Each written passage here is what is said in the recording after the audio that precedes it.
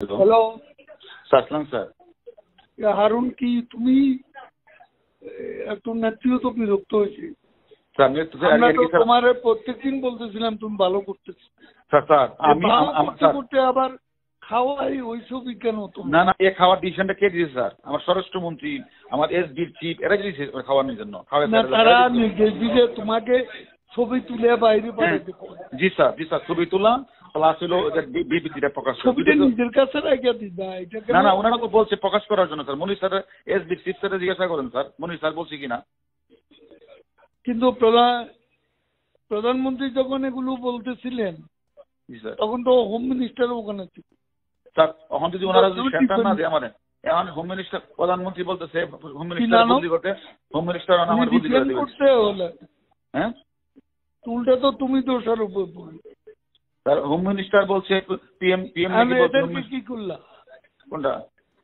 ও 6 জন তার জন্য স্যার, এটা স্যার স্যার প্রতিদিন স্বরাষ্ট্রমন্ত্রীর বাসায় মিটিং হয়, প্রতিদিন স্বরাষ্ট্রমন্ত্রীর বাসায় মিটিং। স্বরাষ্ট্রমন্ত্রী থেকে যা নির্দেশ দেয় সেটাই আমি করি, যা নির্দেশ সেটাই আমি করি। আমি বলছি যে ওই তুমি যাদেরকে ওখানে হেফাজতে রাখছো তাদের ফেট কি আছে? স্যার এটা তো স্বরাষ্ট্রমন্ত্রী তার ওইখানে মিটিং এর সিদ্ধান্ত যা দিয়ে তাই করি, একটা করবো না তো, করতেছি না তো স্যার। এরা ওখানেই আছে, এখানেই আছে স্যার। ওনারা যা বলবে সেটাই হবে স্যার।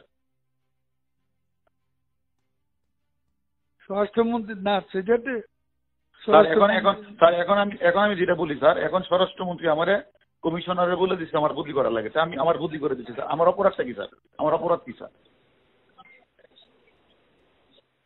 হ্যাঁ, ও তো নেত্রী যে নির্দেশ দিচ্ছে সেখানে তো you are not defending you. সেও তো এমন ভাব দেখাচ্ছে যে তুমি এখানে পিএম কে একটা কথা বোঝাই বলেন বিষয় তুমি নিজেই করো। জি, নিজে করো। আমি স্যার, আমরা যা করছি স্বরাষ্ট্রমন্ত্রী আইজিপি নির্দেশই করছে, এর বাইরে এক বিন্দু করেন আপনি প্রমাণ নিয়ে। তারা তো এটা এখন স্বীকার করে না, স্বীকার করেন না, স্বীকার আমরা জিজ্ঞাসাবাদ করেন, স্বীকার করে কিনা জিজ্ঞাসাবাদ করেন।